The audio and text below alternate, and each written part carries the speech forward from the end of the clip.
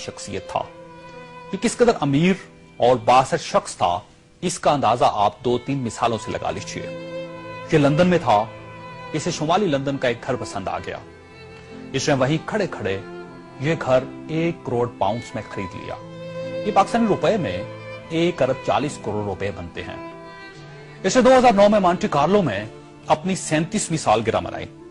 ये दुनिया की महंगी तरीन सालगिरह थी, जिसमें रूस के एल्युमिनियम टाइकॉन ओलेग टेरिपास्का, सोने की कानों के मालिक पीटर मुंक और मोनाको के शहजादे अल्बर्ट समेत दुनिया भर की मशहूर शख्सियात ने शिरकत की।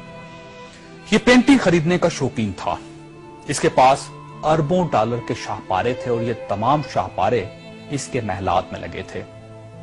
इसे 2006 में इजरायली अदाकारा ऑर्ली वेंसमैन अच्छी लग गई, तो इसने उसके गिर्द दौलत के अंबार लगा दिए।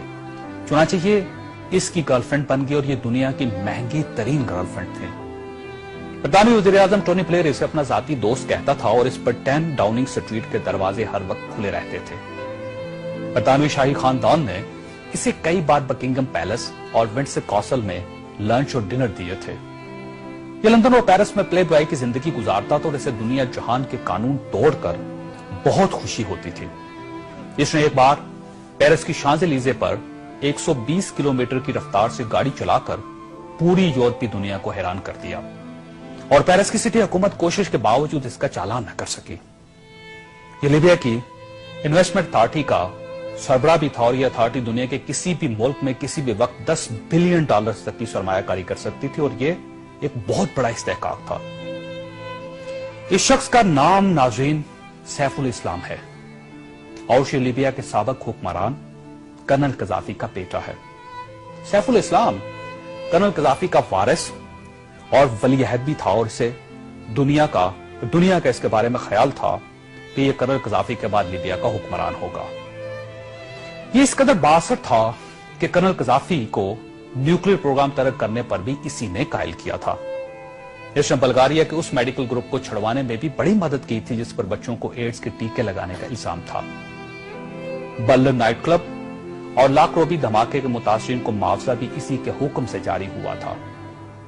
अब मैं आपको इसकी ताजा तरीन तस्वीरें दिखाना चाहता हूं।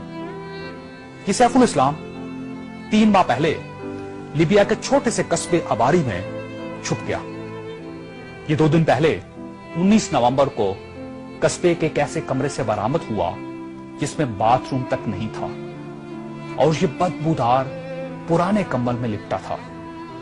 इसकी उंगलियों पर प्लस्तर चढ़ा हुआ था और यह प्लस्तर भी इसने खुद चढ़ाया था क्योंकि इसे डॉक्टर तक की सहूलत हासिल नहीं थी।